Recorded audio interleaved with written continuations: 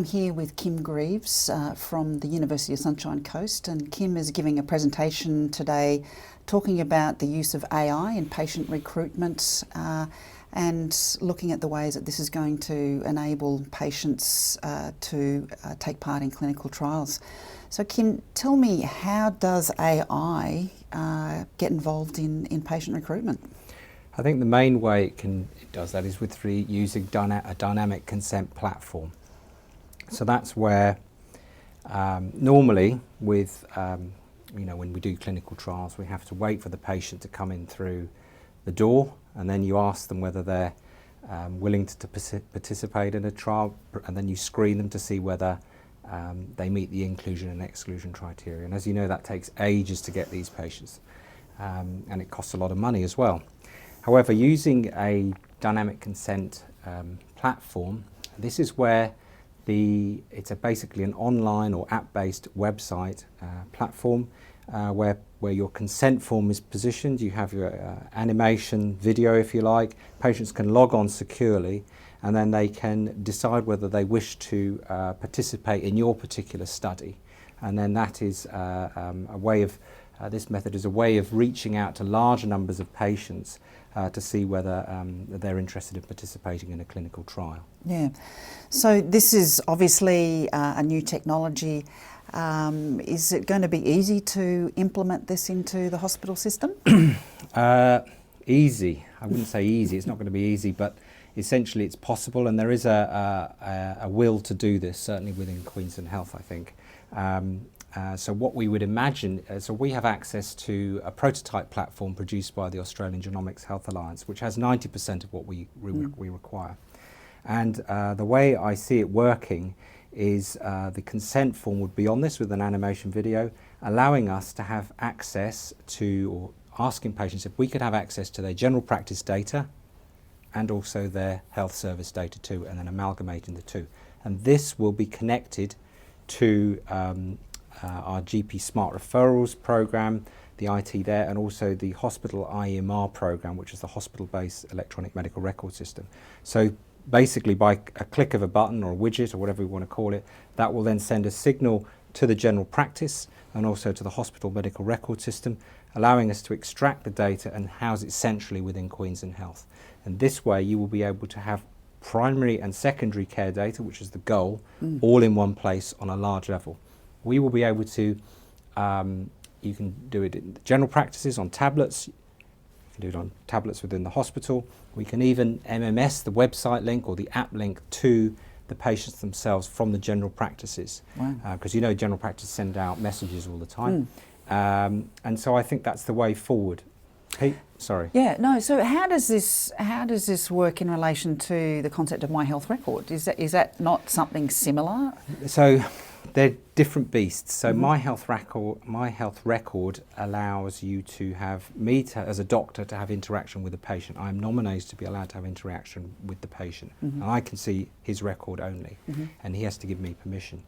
There is no aggregate data at the moment. There is no access for research currently. The data, as I understand it, is largely Microsoft Word and PDF based, so it's uploading of clinic letters and so on, so it's not coded. And also there is no opportunity for recall for patients for clinical trials, broad consent to use the coded data for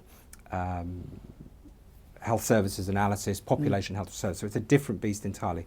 We're going straight for the money, which is population health research, coded data, and able to recall patients, provided they fit the clinical criteria for the trial, recall them to discuss participation in a study. So who owns that data?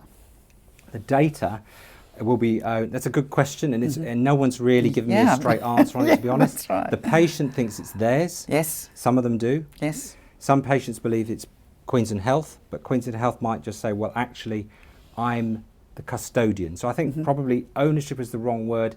It's about who's the custodian. And in that case, it would be Queensland Health would be the custodian. But in your consent, in the dynamic consent model, which is the beauty of it, is that you can have layers of consent. So the patient has control over what they want their data to be used for. So you might say, I'm only happy for health services analysis. No way does industry go anywhere near it.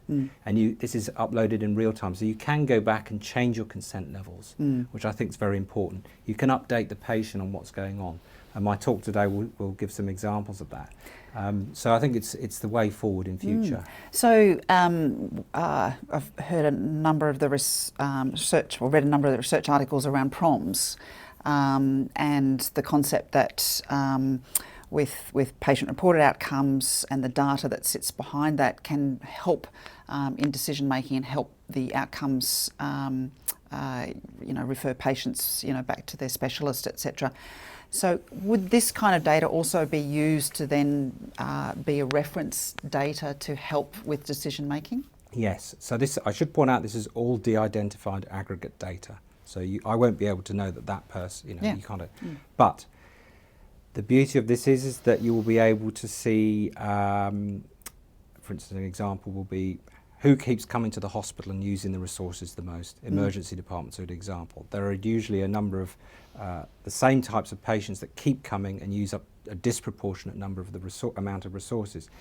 By having the general practice data there, you can then look at the patients that keep coming versus those with the same disease that never come, and see what the differences are potentially, and then target those areas, preempt, intervene, rather than this reactive approach that we have at the moment.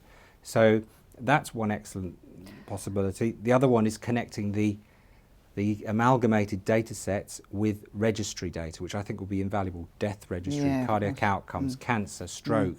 That is all possible as well by having all this data in one place with the patient's identifiers, because you need to know who they are in order to connect them to whatever registry you want. I mean, that sounds amazing, because too, if you can identify patients' behaviours and then start doing that interference, maybe those patients will stay people and not be patients. Exactly. Yes. Yeah.